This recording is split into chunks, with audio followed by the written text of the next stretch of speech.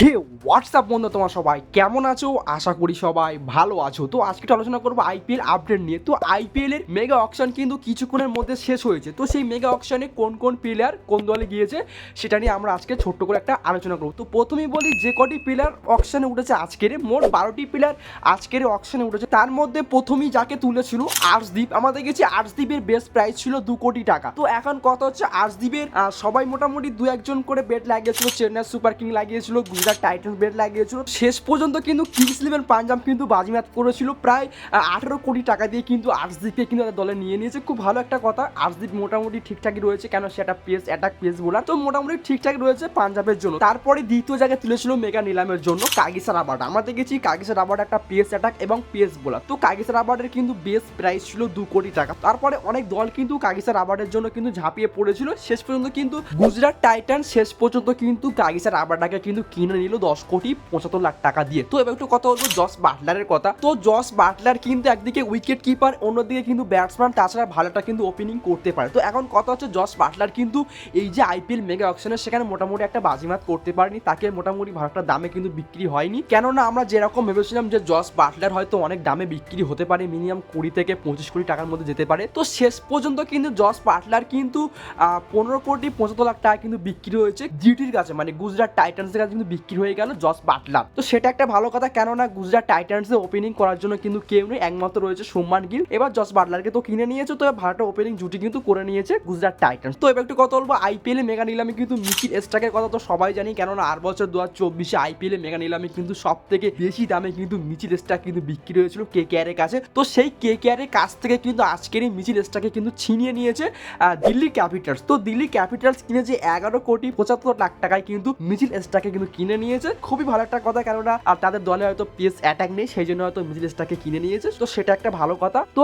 এবার একটু কথা বলবো আইপিএল এ মেগা নিলামে যে প্লেয়ারটি বিক্রি হয়েছে সেটা হচ্ছে শ্রেয়াস আয়ার। আমরা দেখেছি 2024 কেকেআর হয়ে কিন্তু কাপ জিতিয়েছিল শ্রেয়াস আয়ার। তো সেই শ্রেয়াস আয়ারকে কিন্তু আজকের কেকেআর এর সামনে থেকে কিন্তু ছিনিয়ে নিল 26 কোটি 75 লাখ টাকা দিয়ে, কিন্তু আজকের শ্রেয়াস আয়ারকে কিন্তু কিনে নিল কিংস ইলেভেন পাঞ্জাব। তো এখানে কিছুই করার নেই কেকেআর, কেন কেকেআর এর হাতে কিন্তু কোনো আরটিএম কার্ড ছিল না, তো সেখানে কেকেআর এর কিছুই করার ছিল না। তো সেখান থেকে শ্রেয়াস আয়ারকে কিন্তু কিনে নিল কিংস ইলেভেন পাঞ্জাব। তো এবার একটু কথা বলবো আইপিএল এ মেগা নিলামে যে প্লেয়ারটি বিক্রি হয়েছে সেটা হচ্ছে ডেভিড মিলার। আমাদের কিছু গুজরাট টাইটান্স হয়ে কিন্তু মোটামুটি একটা ভালো খেলা করেছে 2024 2023। তো আজকের এই গুজরাট টাইটান্স কিন্তু তাকে আরটিএম কার্ডে ইউজ করার কথা বলেছিল, তো সেখানে আরটিএম কার্ড কিন্তু গুজরাট টাইটান্স কিন্তু ইউজ করেনি। এবং তারপরে ডেভিড মিলার 7 কোটি 50 লাখ টাকা দিয়ে কিন্তু বিক্রি হয়ে গেছে। এলএসজি মানে লখনৌ সুপার জায়ান্টস কিন্তু ডেভিড মিলারকে কিন্তু কিনে নিয়েছে 7 কোটি 50 লাখ টাকা দিয়ে। তো এখানে কিন্তু গুজরাট টাইটান্সের কিছুই করার নেই, কেননা তারা আরটিএম কার্ড ইউজই করেনি। তো সেখানে কি করবে, লখনৌ সুপার জায়ান্টস কিন্তু 7 কোটি 50 লাখ টাকা দিয়ে কিনে নিয়েছে ডেভিড মিলারকে। তো এবার একটু কথা বলবো আইপিএল নিলামে যে প্লেয়ারটি বিক্রি হয়েছে মোহাম্মদ সিরাজ। আমরা দেখেছি মোহাম্মদ সিরাজ কিন্তু আরসিবি হয়ে কিন্তু অনেক দিন ধরে খেলা করছে। তো সেই আরসিবি আজকের তাদের বলেছিল যে আরটিএম কার্ড তোমরা ইউজ করবে। তো কি করেছে আরসিবি ডাইরেক্ট বলে দিয়েছে আমরা আরটিএম কার্ড ইউজ করবো না। তো সেখান থেকে মোহাম্মদ সিরাজকে কিন্তু 12 কোটি 75 লাখ টাকা দিয়ে কিন্তু কিনে নিয়েছে গুজরাট টাইটান্স। গুজরাট টাইটান্সের কাছে কিন্তু পেস অ্যাটাক ছিল না, তো গুজরাট টাইটান্স কিন্তু মোহাম্মদ সিরাজকে কিনে নিয়েছে আজকের 12 কোটি 75 লাখ টাকা দিয়ে। তো এবার একটু কথা বলবো আজকের যে প্লেয়ারটি বিক্রি হয়েছে আইপিএল এ মেগা নিলামে সেটা হচ্ছে চাহাল। আমরা দেখেছি আর চাল কিন্তু রাজস্থান রয়্যালস হয়ে কিন্তু মোটামুটি একটা ভালো খেলা করেছে 2024। তো এখন কথা হচ্ছে যে আজকে রাজস্থান রয়্যালস কিন্তু আরটিএম কার্ড কিন্তু ইউজ করেনি, তো সেখানে কিন্তু চাল বিক্রি হয়েছে 18 কোটি টাকায় কিংস ইলেভেন পাঞ্জাবের কাছে কিন্তু বিক্রি হয়ে গেছে। তো খুবই ভালো একটা কথা, কেননা পাঞ্জাবের কাছে কোনো স্পিনার নেই, সেখানে চাল গিয়েছে, ভালো একটা কথা, খুবই ভালো। তো এবার একটু কথা বলবো আজকের আইপিএল এ মেগা নিলামে যে প্লেয়ারটি বিক্রি হচ্ছে মোহাম্মদ সামি। আমরা দেখেছি মোহাম্মদ সামি কিন্তু 2023 থেকে কিন্তু 2024 অব্দি কোনো মতে খেলা করেনি আইপিএল এ। তো